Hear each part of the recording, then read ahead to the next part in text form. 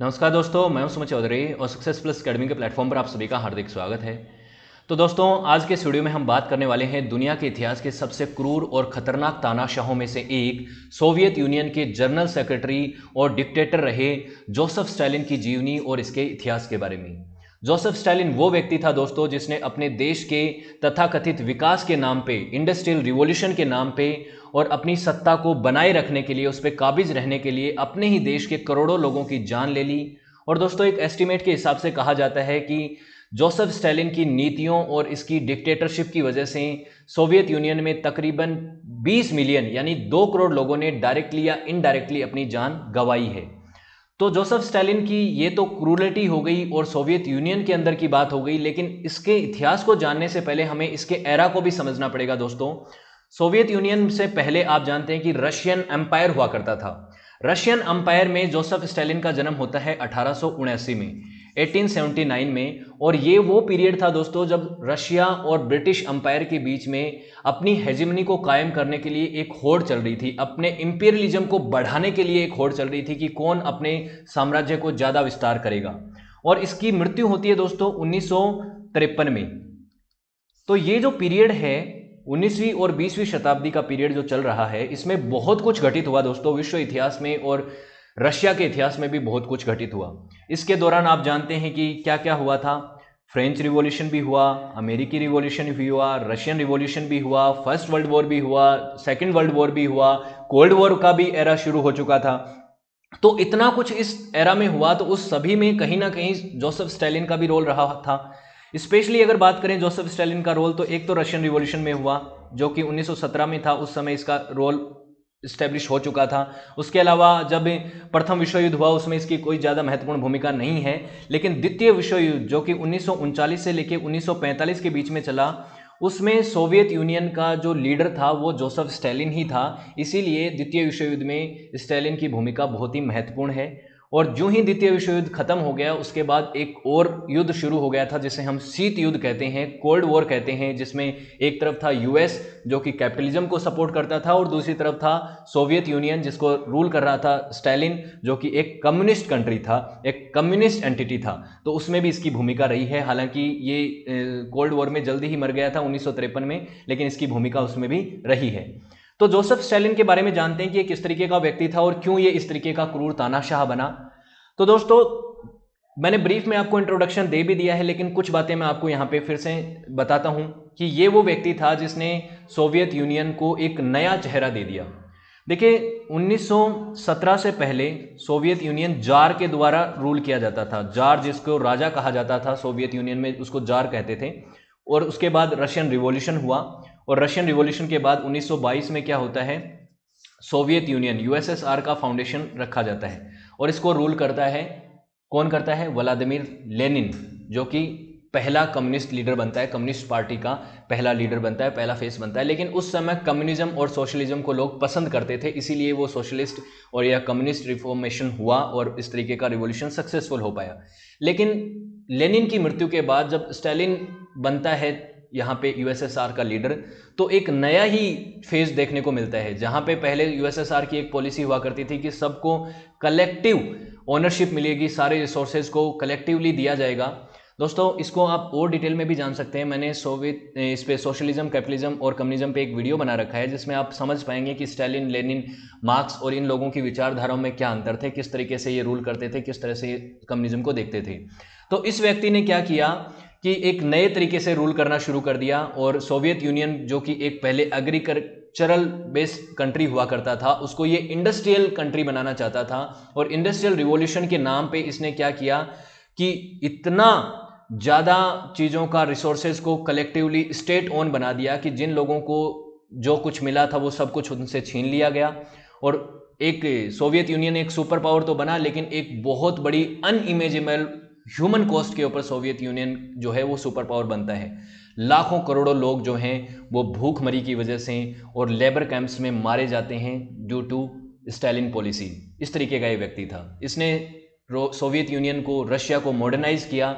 इसने द्वितीय विश्व युद्ध में नाजी जर्मनी को हराया भी है, सोवियत यूनियन को सुपर पावर भी बनाया है, लेकिन इसने करोड़ों लोगों की उसकी वजह से जान चली गई। स्टालिन के अगर जीवन की बात करें तो बचपन से ही इसका जो चाइल्डहुड था वो काफ़ी डिफंक्शनल था, काफ़ी इसको परेशानियों का सामना करना पड़ा और एक बहुत ही गरीब परिवार में ये पैदा हुआ था जॉर्जिया में। और उसके बाद इसको बचपन में चाइल्डहुड में इसके स्मॉल फॉक्स भी हो गया था, जिसको हम भारत में कहते हैं ना माता हो जाता है, स्मॉल फॉक्स हो जाता है, वो हो गया था। एक एक्सीडेंट में इसकी एक आर्म है वो भी डिफॉर्म हो गई थी।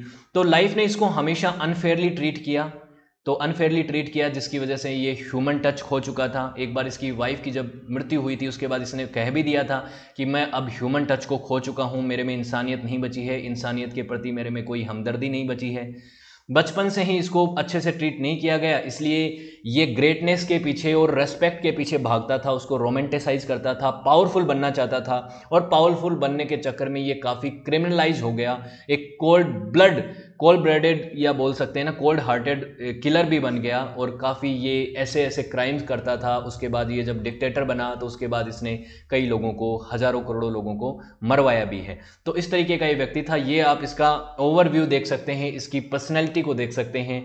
इसने लोगों को फोर्सफुली रैपिड इंडस्ट्रियलाइजेशन करने के लिए मजबूर किया, कलेक्टिव एग्रीकल्चर का कलेक्टिवाइजेशन किया, मतलब लैंड जो कि लोगों को मिली हुई थी, जो लोगों को मिली हुई थी लेनिन के टाइम पे, उस ज़मीन को इसने एक्वायर कर लिया और एक तरह से उन लोगों को यहाँ पे लेबर बना दिया गया।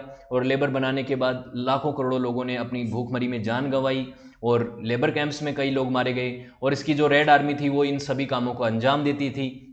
वो रेड आर्मी जिसने सोवियत यूनियन के फॉर्मेशन में भी अहम भूमिका निभाई, उसी रेड आर्मी ने नाजी जर्मनी को हराने में भी अहम भूमिका निभाई। तो ये तो इसका ओवरव्यू है कि ये कौन था, किस तरीके का व्यक्ति था। अब इसके बारे में जानते हैं डिटेल में कि कहाँ कहाँ इसकी क्या क्या भूमिका रही है। लेकिन दोस्तों, वीडियो में आगे बढ़ने से पहले मैं आप सभी से एक छोटा सा रिक्वेस्ट करूंगा कि सक्सेस प्लस एकेडमी की ऑफिशियल एप्लीकेशन आ गई है और इसका वेब पोर्टल भी लॉन्च हो चुका है। तो यहाँ पे जाके आप इन सभी वीडियोज़ को जो आपको यूट्यूब पे मिल रहे हैं इनको भी देख सकते हैं, इनकी पीडीएफ भी आपको यहाँ पे मिल जाएंगी। साथ ही अगर आप किसी कॉम्पिटिशन एग्जाम की तैयारी कर रहे हैं या फिर आप अपने स्कूल के एग्जाम्स दे रहे हैं तो 9th से 12th तक के हम एनसीईआरटी के कोर्सेज भी जल्दी ही पब्लिश कर रहे हैं। यहाँ पे धीरज सर का एक कोर्स लॉन्च हुआ है आज ही, जिसमें सिविक्स वो पढ़ा रहे हैं। साथ ही आपको वर्ल्ड हिस्ट्री और मॉडर्न हिस्ट्री के भी कोर्सेज यहाँ पे मिल जाएंगे। और कोर्सेज किस तरह से मिलेंगे, बहुत ही एक तो अप्रोप्रिएट प्राइस में मिलेंगे। और यहाँ पे सिर्फ आपको वीडियो नहीं मिलेंगे, वीडियोस के साथ साथ इनकी पीडीएफ मिलेंगी जहाँ पे मैं आपको पढ़ा रहा हूँ, जो नोट्स हैं वो मिलेंगे। साथ ही इनसे रिलेटेड आपको टेस्ट भी मिलेंगे जहाँ पे आप 15-20 क्वेश्चन हर लेक्चर के करके अपने आप को एनालाइज कर सकते हैं कि आपको उस चैप्टर में कितना कुछ समझ में आया और क्या कुछ आपका उसमें आउटपुट रहा है। तो ये चीज़ें आप इन वीडियोस को देख के कर सकते हैं और बहुत ही आपको मिनिमम प्राइस में ये सब चीज़ें मिलेंगी। अब बात आती है इसकी अर्ली लाइफ की।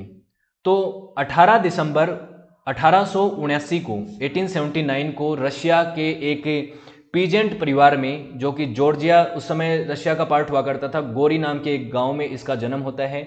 और उस समय इसका नाम जोसेफ स्टालिन ना होके इसका नाम था, काफ़ी मुश्किल नाम है, देखिए रशिया में, लोसिफ विसारिनोविक डुशोगाविली। ये सही से मैं प्रोनाउंस नहीं कर रहा हूँ, आई नो। इस व्यक्ति का जन्म होता है, बाद में ये जोसेफ स्टालिन बनता है। जब ये एक कम्युनिस्ट बन जाता है उसके बाद ये अपना टाइटल लेता है स्टालिन का। स्टालिन का मतलब होता है man of steel. Man of steel Russian भाषा में ये नाम होता है। आप कहेंगे मैन ऑफ स्टील तो सुपरमैन को कहा जाता है, लेकिन इसने अपने आप को ये टाइटल दिया था। इसके पिता जो थे वो एक कोबलर थे, मतलब चमड़े का काम करते थे। और इसकी मदर जो थी, जिनका नाम था ये गेला डेजे, ये एक वॉशर वूमन थी, मतलब एक धोबी थी। और स्टालिन जब 7 साल का था तब इसको स्मॉल फॉक्स हो गया था, उसके फेस के ऊपर परमानेंट स्कार्स भी हो गए थे। बचपन से ही इसका जीवन, जैसे मैंने कहा, बहुत मुश्किलों भरा रहा है। उसके बाद एक एक्सीडेंट में इसने अपनी एक आर्म्स को डिफॉर्म कर लिया था। जो इसके आसपास के गाँव के बच्चे थे वो इसको बहुत ही ह्यूमिलेटरीली ट्रीट करते थे, क्रूरली इंसल्ट करते थे इसकी वजह से इसमें इन्फीरियरिटी कॉम्प्लेक्स भी बन गया था। इसकी वजह से आगे चल के एक महान व्यक्ति और रेस्पेक्ट के प्रति इसका बहुत ही वो हो जाता है। जिस आदमी के पास, देखिए दोस्तों, पैसा नहीं होता वो पैसे की तरफ भागता है, जिसके पास रेस्पेक्ट नहीं वो रेस्पेक्ट के पीछे भागता है, जिसके पास फेम नहीं वो फेम के पीछे भागता है। तो इस आदमी के पास रेस्पेक्ट नहीं थी, इसके पास ग्रेटनेस नहीं थी, ये दूसरों के बीच में इसको अच्छे से ट्रीट नहीं किया जाता था, गरीब था। तो ये उस चीज़ के पीछे भागने लग गया और इसने इस चीज़ के लिए परवाह नहीं करी कि कोई इसकी वजह से किसी दूसरे को क्या नुकसान पहुंच रहा है। तो इसने सारे जो स्टिक्स हैं क्रूलिटी के उनको भी क्रॉस कर दिया। उसके बाद बात आती है स्टालिन की जो मदर थी वो एक ऑर्थोडॉक्स क्रिश्चियन वूमेन थी और इसकी मदर चाहती थी कि स्टालिन भी जो है वो क्रिश्चियनिटी को फॉलो करें और एक प्रीस्ट बन जाएं, इसलिए उन्होंने अपने बच्चे को आगे चल के एक चर्च स्कूल में गोरी में इसका दाखिला दिलाया। इस स्कूल में इसको ठीक ठाक अच्छे मार्क्स भी मिल रहे थे, ठीक ठाक ये काम भी कर रहा था और इसको स्कॉलरशिप भी मिल गई थी 1894 तक। लेकिन उसके बाद ये 1895 में इसकी ज़िंदगी थोड़ी बदल जाती है। ये एक मेसा में डेसी नाम के एक ऑर्गेनाइजेशन से जुड़ता है। ये वो ऑर्गेनाइजेशन था जो कि जॉर्जिया को रशिया से इंडिपेंडेंस दिलाना चाहता था, आज़ादी दिलाना चाहता था। उसके लिए ये काम करता है, उसको सपोर्ट करता है।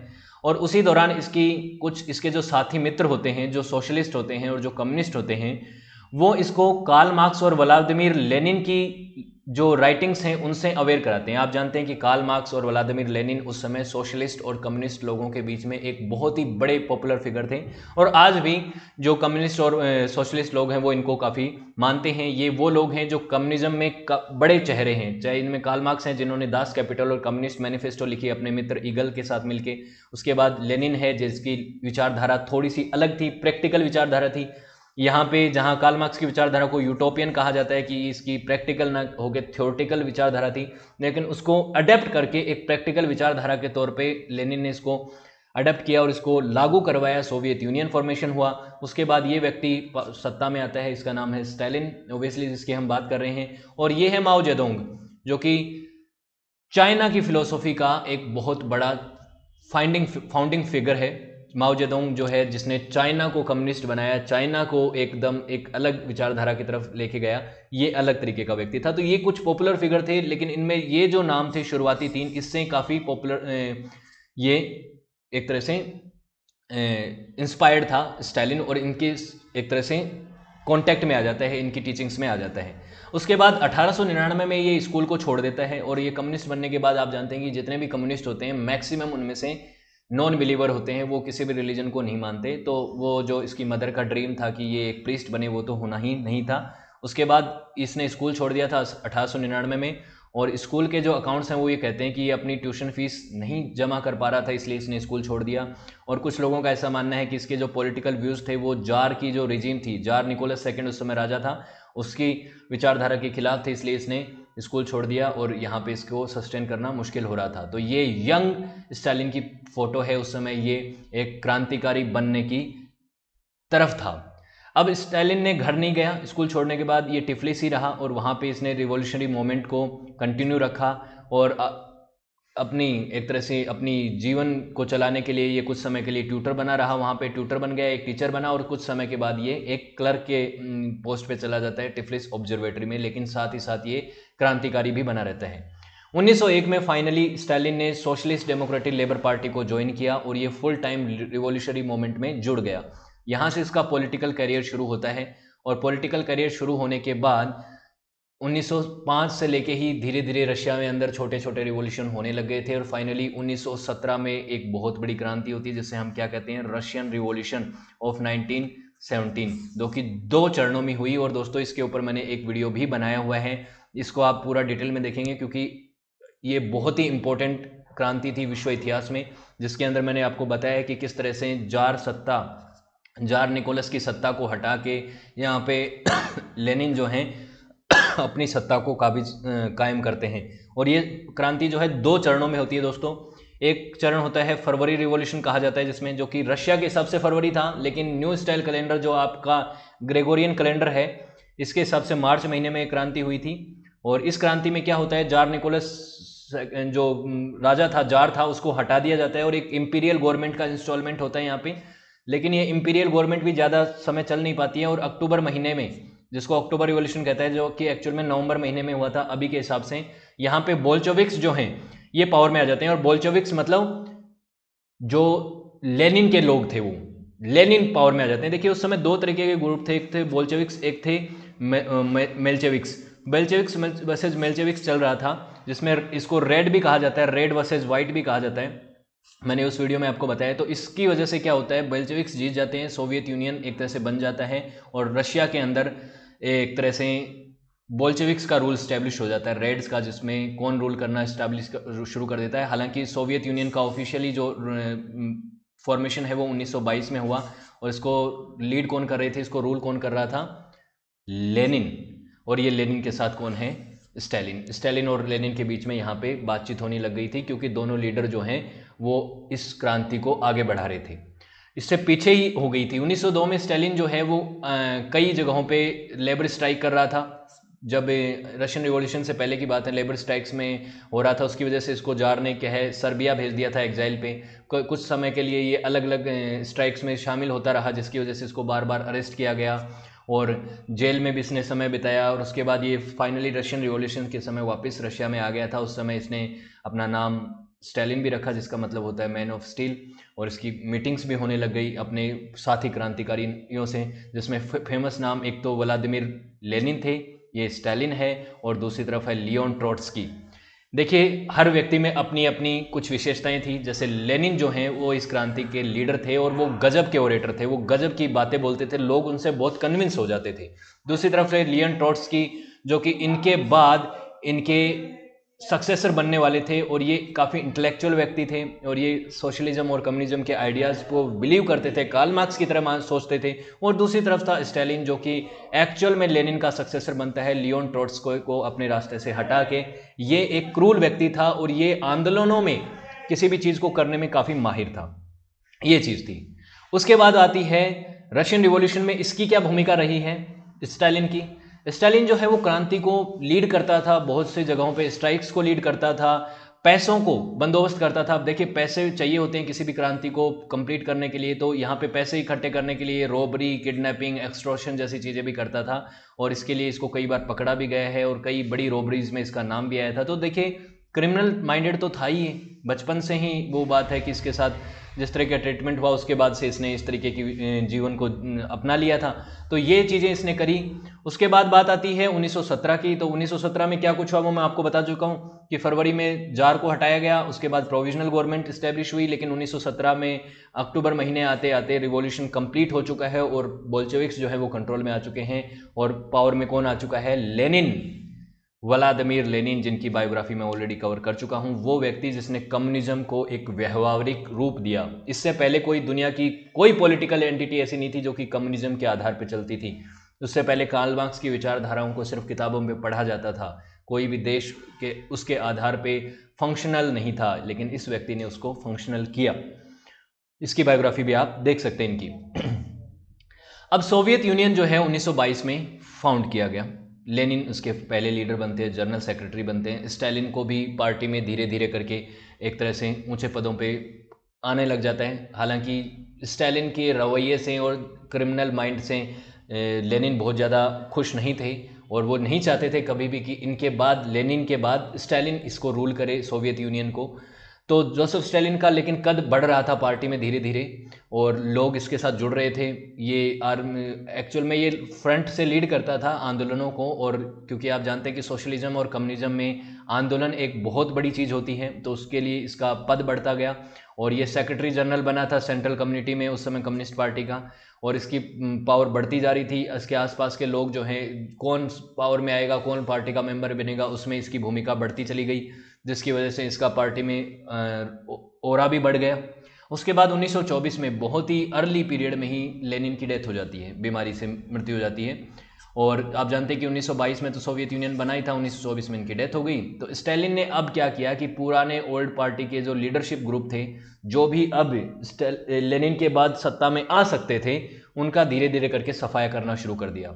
ब्यूरोक्रेसी में भी अपने लोगों को इसने इकट्ठा करना शुरू कर दिया, और धीरे धीरे अपने आसपास के लोगों को इसने इकट्ठा कर दिया, और जो भी इसके लिए खतरा थे उनको इसने हटाना शुरू कर दिया। इसको कहते हैं ग्रेट पर्ज। ग्रेट पर्ज मतलब वो समय जब इसने अपनी सत्ता को हासिल करने के लिए, काब्ज करने के लिए आसपास के जो भी लोग थे, पार्टी के जो ओल्ड लीडर थे, उनको मरवा दिया। उसमें लियोन ट्रोट्स्की भी था। लियोन ट्रोट्स्की को इसने पहले तो भगा दिया यहाँ से, और उसके बाद जो साउथ अमेरिका महाद्वीप में वो चला गया था, वहाँ पे जाके उसकी फैमिली की उसकी हत्या करवा दी। तो इस तरीके से स्टालिन ने पावर को हासिल किया, और पावर हासिल करने के बाद इसके रेन ऑफ टेरर शुरू होता है।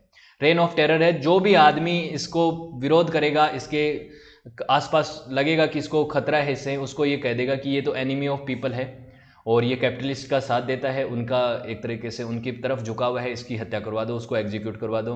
इसको ग्रेट पर्ज कहा जाता है। इसमें शुरुआत में इसने पार्टी के लोगों को मरवाया, उसके बाद धीरे धीरे लोकल ऑफिशियल्स की भी हत्या करवानी शुरू कर दी। तो ये ग्रेट पर्ज है, इसके ऊपर एक बुक भी लिखी हुई है पीटर व्हाइटवुड ने, ये जिसमें कहा है कि Stalin's great purge of Soviet military, जिसमें किस तरह से इसने टेरर को अंजाम दिया, किस तरह से लोगों को मरवाया। अब सोवियत यूनियन इसके कंट्रोल में आ चुका था, उसका लीडर बन चुका था, इसने अब सोवियत यूनियन को रिफॉर्म करने की बात आ रखी थी, तो इसने 5 ईयर प्लान्स लॉन्च किए। देखिए दोस्तों, पंचवर्षीय योजना भारत में भी चलती थी 5 ईयर प्लान्स, वो पंचवर्षीय योजनाएं हमने सोवियत यूनियन से ही अडॉप्ट करी हैं, वहाँ के हिसाब से ही कि सोवियत यूनियन ने पंचवर्षीय योजनाओं से शुरुआत में काफ़ी सक्सेस हासिल करी। हालांकि पंचवर्षीय योजनाओं के अलावा जो इसकी डिक्टेटिंग पॉलिसीज़ थी, जिस तरह से लोगों को ये एक तरह से पनिश करके ज़बरदस्ती लेबर फोर्स के तौर पे इंडस्ट्रियल रिवॉल्यूशन करता था, इंडस्ट्रियल वर्कर में तब्दील करता था, उसमें भी सक्सेस मिली थी रशिया को। लेकिन इस 5 ईयर प्लान का मकसद क्या था कि सोवियत यूनियन, जो कि पहले एक पीजेंट सोसाइटी हुआ करता था, एक किसान के आधारित सोसाइटी हुआ करता था, जिसमें खेती के ऊपर आधारित इनका देश था, उसको इंडस्ट्रियल सुपर पावर के रूप में इसको कन्वर्ट करना था, उसमें तब्दीली चाहता था, उसके लिए इसने 5 ईयर प्लान भी तब्दील किए। देखिए, बोल्शेविक्स की एक स्ट्रेटेजी हुआ करती थी जिसको बोल्शेविक्स एग्रेरियन पॉलिसी कहा जाता है, जिसमें जितने भी जो भी वर्कर्स जो पहले के समय पे देखिए बड़े किसान हुआ करते थे, फ्यूडल लॉर्ड्स हुआ करते थे, जिनके पास बड़ी बड़ी खेती की ज़मीनें हुआ करती थी, जिसमें छोटे छोटे किसान काम करते थे, छोटे छोटे किसान काम करते थे, इनकी ज़मीन में जो भी उपज होती थी वो ज़्यादा फ्यूडल लॉर्ड को जाती थी, किसानों को कुछ मिलता नहीं था।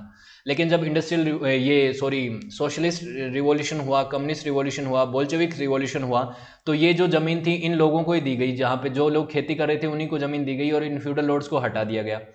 कि बेसिकली सोशलिज्म का एक फंडा होता है ना कि सबको कलेक्टिव ओनरशिप मिले, कलेक्टिव ओनरशिप की इन्होंने बात करी थी, लेकिन इस पॉलिसी को बदल दिया स्टालिन ने, और बेसिकली ये फ्यूडल लॉर्ड तो नहीं रही, लेकिन इसको फिर से इस पूरी ज़मीन को अब फ्यूडल लॉर्ड बेसिकली कौन बन गई, सरकार बन गई, स्टालिन बन गया, और ये सारी की सारी कलेक्टिव बना दिया गया कि अब किसान फिर से यहाँ पे लेबर बन के रह गए, उनको इसका कोई फ़ायदा नहीं मिलेगा, सरकार को मिलेगा। और सरकार अपने आप को ये कह देती है कि हम है ना, हम करेंगे डिस्ट्रीब्यूशन, सारे के सारे रिसोर्सेज का इक्वल डिस्ट्रीब्यूशन करेंगे, लेकिन ऐसा कुछ होता नहीं है, आप जानते हैं ऐसा हुआ भी नहीं।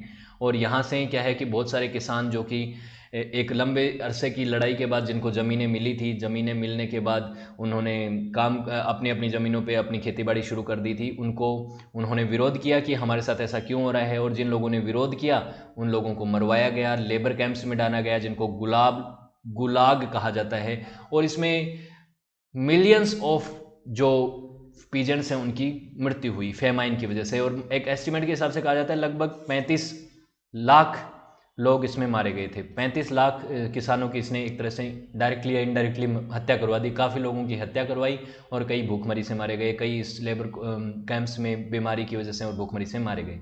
तो स्टालिन का यही मोशन था, तरीका था, यही बिलीव था कि कलेक्टिविज्म होना चाहिए, जिसकी वजह से हम फूड प्रोडक्शन को बढ़ा पाएंगे, एक्सेलरेट कर पाएंगे और एक सुपर पावर बन पाएंगे। स्टालिन ये चाहता था। Stalin also set motion rapidly industrialisation that initially achieve huge success, शुरुआत में काफ़ी सक्सेस मिली, लेकिन किस कीमत पे, लाखों करोड़ों लोगों की ह्यूमन कॉस्ट के ऊपर ये सब उसको मिला। और गुलाब के जो कॉस्ट इस तरीके के इसने ये लेबर कैंप बना दिए गए। आपको कैंप्स की बात आती है तो होलोकॉस्ट याद आता होगा, जिस तरीके का हिटलर ने किया था। हिटलर की बायोग्राफी में मैंने बताया है कि किस तरीके से उसने नाजी जर्मनी के अंदर कितने लोगों की हत्या कराई। 60 लाख यहूदियों को मरवाया, लगभग 50 लाख दूसरे लोगों को मरवाया जो कि स्लाविक थे, जो कि होमोसेक्सुअल थे, इस तरीके के लोगों को मरवाया, उनको फोर्सफुली लेबर कैंप्स में डाला गया, उनसे मजदूरी करवाई गई ज़बरदस्ती। तो इस तरीके का काम स्टालिन भी करता था। अब इसने देखिए इस तरीके का काम करता है तो लोगों के बीच में इसकी इमेज तो बहुत ख़राब होनी चाहिए, लेकिन इसने एक और चीज़ करी, वो था पर्सनैलिटी कल्ट को मैनेज करके रखना। अपनी पर्सनैलिटी लोगों के सामने दूसरे तरह से प्रोजेक्ट करता था, प्रोपोगेंडा के तहत। मतलब हिस्ट्री की किताबों में अपने आप को एक इस तरह से प्रेजेंट करना कि इसने जो रिवॉल्यूशन हुआ, रशियन रिवॉल्यूशन हुआ, उसमें बहुत ही प्रोमिनेंट रोल अदा किया है। अपनी लाइफ को एक लोगों के सामने ग्लोरीफाई करके इसने प्रोजेक्ट किया। और उसके अलावा बड़े बड़े शहरों का नाम स्टालिन ने अपने नाम पे रखवा दिया, और कई आर्टिस्ट और कई लोगों को इसने उस तरह से म्यूजिक, आर्ट और लिटरेचर में लोगों को फोर्स किया और उनको पैसा दे के जिस तरह से भी अपनी महिमा मंडल इसने करवाया और अपना पैसा दे के इसने चीज़ें करवाई। सोवियत के नेशनल एंथम में भी इसने अपना नाम जुड़वा लिया था। सोवियत का जो मीडिया था उसको भी ये कंट्रोल करता था। तो इस तरीके से ये अपनी पर्सनैलिटी कल्ट को भी मैनेज करता था। लोगों के अंदर मतलब ये भावना रहे कि वही स्टालिन तो हमारा हीरो है, स्टालिन कोई दुश्मन नहीं है, कोई तानाशाह नहीं है, बल्कि वो हमारा ट्रू लीडर है। इस तरीके की प्रोपेगेंडा ये लोगों के सामने पेश करता था। उसके बाद बात आती है कि सेकेंड वर्ल्ड वॉर में जोसेफ स्टालिन की क्या भूमिका रही है। 1939 में आप जानते हैं कि द्वितीय विश्व युद्ध शुरू हुआ था, जब पोलैंड के ऊपर जर्मनी ने आक्रमण घोषित कर दिया था, वहां से शुरू हुआ था। लेकिन उससे पहले जोसेफ स्टालिन जो है वो अडोल्फ हिटलर से मिलता है। अडोल्फ हिटलर से और जोसेफ स्टालिन के बीच में एक पैक्ट साइन होता है, जिसको Soviet German non aggression pact कहा जाता है। ये पैक्ट जो है, ये पैक्ट ये कहता था कि स्टालिन और हिटलर जो है वो एक दूसरे के ऊपर आक्रमण नहीं करेंगे, बल्कि क्या करेंगे, पोलैंड और रोमानिया के ऊपर स्टालिन आक्रमण कर देगा, बाल्टिक स्टेट्स के ऊपर ये आक्रमण कर देगा, दूसरी तरफ कुछ हिस्से के ऊपर पोलैंड को दो भागों में बांट लेंगे, आधा जर्मनी के पास चला जाएगा, आधा सोवियत के पास चला जाएगा। ये एक तरह से हिटलर की प्लानिंग थी कि किस तरह से सोवियत को कुछ समय के लिए अपने तरफ रखें। उसके बाद आप जानते हैं कि हिटलर ने आगे चल के सोवियत यूनियन के ऊपर अटैक कर ही दिया था। 1941 आते आते जब तक जितनी उसको सोवियत यूनियन की मदद चाहिए थी, जितने टाइम तक के लिए हिटलर दूर रखना चाहता था सोवियत यूनियन को, तब तक रखा।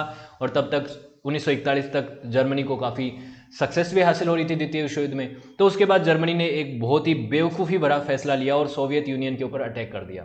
बेवकूफ़ी भरा फैसला क्यों था? हम नहीं चाहते कि जर्मनी जीतता था इस विश्व युद्ध में। मैं ये कह रहा हूँ कि बेवकूफ़ी भरा हिटलर का फैसला इसलिए था क्योंकि सोवियत यूनियन के ऊपर आक्रमण करना जर्मनी की फेट को ये लिखता था कि अब हार निश्चित है। हार निश्चित क्यों है?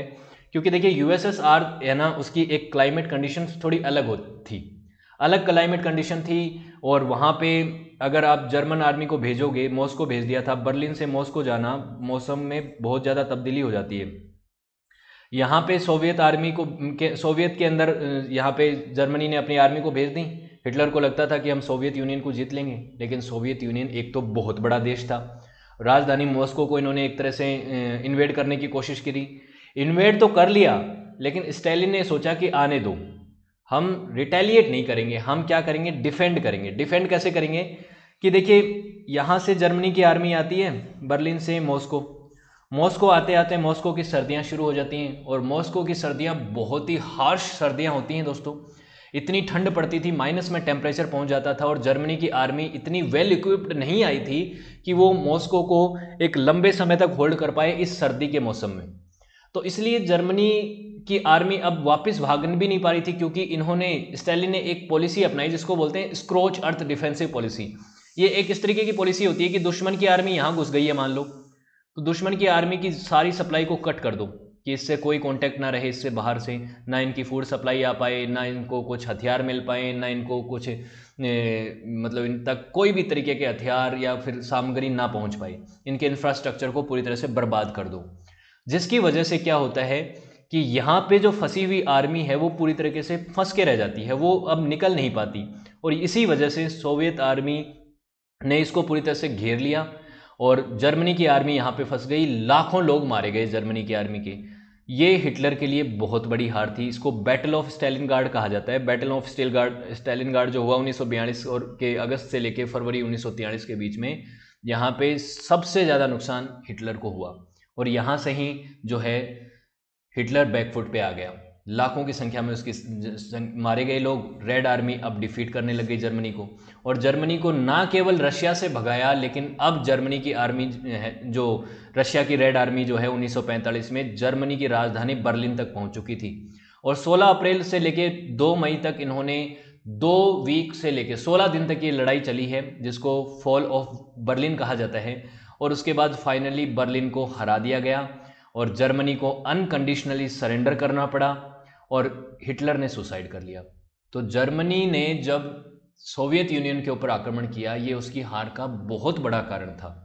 इसीलिए ये कहा जाता है कि ये मूर्खतापूर्ण डिसीजन था और इसमें स्टालिन की बहुत इंपॉर्टेंट स्ट्रेटेजिकल जो पॉलिसी थी वो काम आई। स्क्रोच अर्थ पॉलिसी जो डिफेंसिव पॉलिसी जो है ये काम आई कि हमें पहले डिफेंड करना है। जब इनकी हालत ऐसी हो जाएगी कि इस एरिया में हम अपने आप को डिफेंड भी नहीं कर पा रहे, लड़ना तो बोल जाओ, तब हम इनके ऊपर धावा बोलेंगे और यहाँ जो जितने भी जर्मन फोर्सेज हैं वो सब मारे जाएंगे। और यही हुआ। उसके बाद सोवियत यूनियन जीत जाता है, क्योंकि द्वितीय विश्व युद्ध में आप जानते हैं कि एलाइड पावर्स थे और दूसरी तरफ थे एक्सिस पावर्स। एक्सिस पावर्स का लीडर कौन था? Germany, Japan, Italy. ये हार गए। द्वितीय विश्व युद्ध में। आप जानते हैं कि फाइनली जब जापान ने सरेंडर कर दिया था अगस्त 15 अगस्त को जापान ने सरेंडर कर दिया था, उसके बाद अलाइड पावर जीत गए थे। अब बिग थ्री में निकल के कौन आया? बिग थ्री में अमेरिका, यूएसए, यूके और यूएसएसआर, ये तीनों निकल के आए। और बिग थ्री के लीडर कौन कौन थे उस समय द्वितीय विश्व युद्ध के दौरान? ये है विंस्टन चर्चिल, जो कि यूनाइटेड किंगडम का प्रधानमंत्री होता है उस समय। उसके बाद ये अगले चुनाव में हार जाते हैं, एटली प्रधानमंत्री बन जाते हैं। यूएस के प्रेसिडेंट उस समय रूजवेल्ट होते हैं, रूजवेल्ट बहुत ही फेमस प्रेसिडेंट रहे हैं अमेरिका के। और यूएसएसआर के जनरल सेक्रेटरी कौन होते हैं? Joseph Stalin. तो इनको कहा जाता है द बिग थ्री।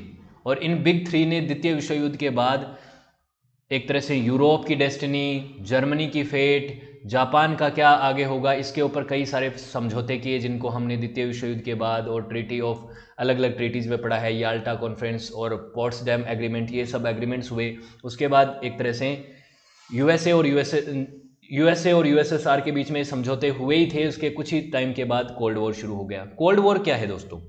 देखिए, कोल्ड वॉर ये था, मैंने इसके ऊपर एक वीडियो बनाया है, क्या था वो मैंने डिटेल में भी बताया। लेकिन कोल्ड वॉर एक्चुअल में क्या था? एक तरफ था यूएसए, जो कि कैपिटलिस्ट कंट्रीज का एक तरह से लीडर था, और दूसरी तरफ था यूएसएसआर, जो कि कम्युनिज्म का लीडर था। तो कैपिटलिज्म और कम्युनिज्म के बीच में वैचारिक युद्ध था ये, कि इधर से यूएसएसआर चाहता था कि इसकी आइडियोलॉजी एक्सपेंड करे, और दूसरी तरफ यूएसए चाहता था कि इसकी आइडियोलॉजी एक्सपेंड करे। यूरोप में उस समय क्या हो रहा था दोस्तों? एक आयरन कर्टेन बन गया था। ये आयरन कर्टेन का जो नाम है ये विंस्टन चर्चिल ने दिया था कि यूरोप में एक इस तरीके का इनविजिबल कर्टेन बन चुका है, और वो भी जर्मनी के बीचों बीच। इस तरफ जर्मनी को बोलते थे वेस्ट जर्मनी, और इस तरफ ईस्ट जर्मनी। वेस्ट जर्मनी को कंट्रोल करते थे यूएसए, यूके, फ्रांस, और ईस्ट जर्मनी को करता था सोवियत यूनियन। तो ये एक इनविजिबल पर्दा बन चुका है, लोहे का पर्दा बन चुका है, जिसके एक तरफ है कम्युनिज्म और दूसरी तरफ है कैपिटलिज्म। ये कोल्ड वॉर का दौर था। कोल्ड वॉर का दौर शुरू हो चुका था कौन से एरा में? द्वितीय विश्व युद्ध के बाद। इसमें तीन तरीके के देश होते थे। एक तरफ थे यूएसए के खेमे के, एक तरफ थे यूएसएसआर के खेमे के, और तीसरी तरफ थे जो कि किसी की तरफ नहीं थे, जिनको कहा जाता था NAM, नॉन अलाइनमेंट मोमेंट के मेंबर, जिसमें भारत भी था और साउथ अफ्रीका महाद्वीप के कई सारे देश थे। तो हमने क्या अपनाया कि हम किसी के पक्ष में नहीं होंगे। और स्टालिन ने क्या किया? स्टालिन ने बनाया वार्सो पैक्ट, यहाँ पे इधर यूएसए ने बनाया नाटो, जिसमें हैरी एस ट्रूमैन जो हैं अमेरिका के राष्ट्रपति बन चुके थे रूजवेल्ट की मृत्यु के बाद। तो ये जो पीरियड है इसको कोल्ड वॉर एरा कहा जाता है। और कोल्ड वॉर के एरा में 1945 से लेकर 1948 के बीच में कम्युनिस्ट रिजीम जो है वो भी ये चाहती थी कि ईस्टर्न यूरोप में उसकी जो विचारधारा है वो बढ़ती जाए, और एक बफर जोन भी बनाना चाहता था यहाँ पे स्टालिन, कि एक ऐसा बफर जोन बने जिसके इस तरफ, मतलब इस जोन के इस तरफ, जैसे इधर है आप मान लीजिए कम्युनिज्म और इधर है कैपिटलिज्म, ये बफर जोन बन जाए। इस बफर जोन से इधर जो है कैपिटलिज्म ना आ पाए। हालांकि देखिए दोस्तों, लॉन्ग टर्म में देखा जाए तो सोवियत यूनियन जो है ना इस कोल्ड वॉर में हारा ही है। 1991 में जब कोल्ड वॉर खत्म हुआ तो नाटो एक्सपेंड कर चुका था, धीरे धीरे नाटो एक्सपेंड कर रहा था। और आज भी आप जानते हैं कि सोवियत यूनियन तो खत्म हो गया, लेकिन रशिया और यूक्रेन, जो कि एक समय पे सोवियत यूनियन का हिस्सा हो चुका था, वो यूक्रेन जो है वो नाटो की तरफ जाने की बात कर रहा था। इसी की वजह से यूक्रेन और रशिया के बीच में वॉर हुआ। तो ये उस जमाने से चलती आ रही हुई लड़ाई है कि कोल्ड वॉर के दौरान जो है सोवियत यूनियन जो है वो अपने कम्युनिज्म को एक्सपेंड करना चाहता था, और जो यूएसए और इसके एलाइज हैं वो कैपिटलिज्म को एक्सपेंड करना चाहते थे। और जर्मनी जो कि इस विश्व युद्ध में हार गया था वो तो दो भागों में बंट चुका था। अब देखिए दोस्तों, स्टालिन ने कोल्ड वॉर में बहुत ज़्यादा लंबे समय तक तो रहा नहीं, 1953 तक रहा था। 1953 तक स्टालिन ने कितने लोगों को मरवाया? एक एस्टिमेट के हिसाब से 20 मिलियन लोगों ने स्टालिन की वजह से डायरेक्टली या इनडायरेक्टली जान गंवाई। डायरेक्टली तो जिनका एग्जीक्यूशन हुआ, जिनको मारा गया, हत्या करवाई गई।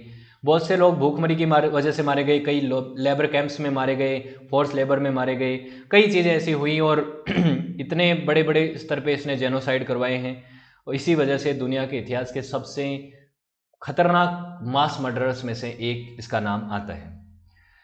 जिस तरीके से मैंने मुसोलिनी और हिटलर की बायोग्राफी कराई थी, उस तरीके से ये भी उसी तरीके का आदमी था। डेथ की बात कर लेते हैं तो इसके डेथ के ऊपर भी कुछ ऐसे चीज़ें हैं, कुछ कंट्रोवर्सी है। 1950 के आते आते स्टालिन की हेल्थ जो है वो थोड़ी ख़राब हो चुकी थी।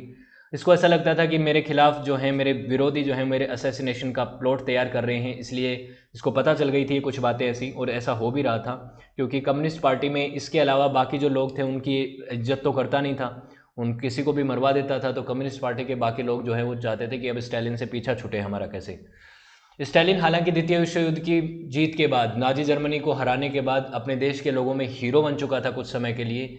लोग उसके अत्याचारों को भूल के उसको ये समझ रहे थे कि कम से कम इसने हमें फॉरेन इन्वेजन से तो बचाया, लेकिन ये चाहता था कि एक नया पर्ज बनाया जाए, न्यू पर्ज, मतलब बाकी कम्युनिस्ट पार्टी का सफाया किया जाए, जो लोग इसके विरोध में हैं उसको ये फिर से अंजाम देना चाहता था। लेकिन उससे पहले इसकी 74 साल की एज में 5 मार्च 1953 को एक स्ट्रोक की वजह से डेथ हो गई।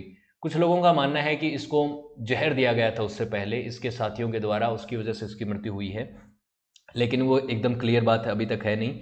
उसके बाद इसकी बॉडी को रेड स्क्वायर में 1941 तक वहाँ दफन किया गया, लेकिन उसके बाद जब निकिता क्रूशेव, जो कि आने वाले समय में जनरल सेक्रेटरी बनते हैं, इसके बाद स्टालिन के सक्सेसर बनते हैं, वो चाहते हैं कि किसी भी तरीके से डिस्टेलाइजेशन किया जाए। स्टालिनाइजेशन मतलब स्टालिन ने जो कुछ किया उन पॉलिसीज़ को हटा के अब स्टालिन को छवि को हटाया जाए। स्टालिन एक डिक्टेटर था, हम डिक्टेटर नहीं है, हम एक जनरल सेक्रेटरी हैं, ये निकिता क्रूशेव का कहना था। और इसलिए उसने क्रेमलिन में इसकी नई जगह पे जाके इसको बरी कर दिया गया कि इसको एक हीरो के तौर पे प्रोजेक्ट ना किया जाए, इसको हटाया जाए। तो इस तरीके से इसकी डेथ हुई और फाइनली ये डिक्टेटर जो कि इतिहास में इतने लोगों की जान ले चुका था, इसकी मृत्यु हुई। इससे पीछा छूटा सोवियत यूनियन का भी और बाकी दुनिया का भी। तो ये हमारी वीडियो का अंत है। होपफुली आपको स्टालिन के बारे में चीज़ें क्लियर हुई होंगी।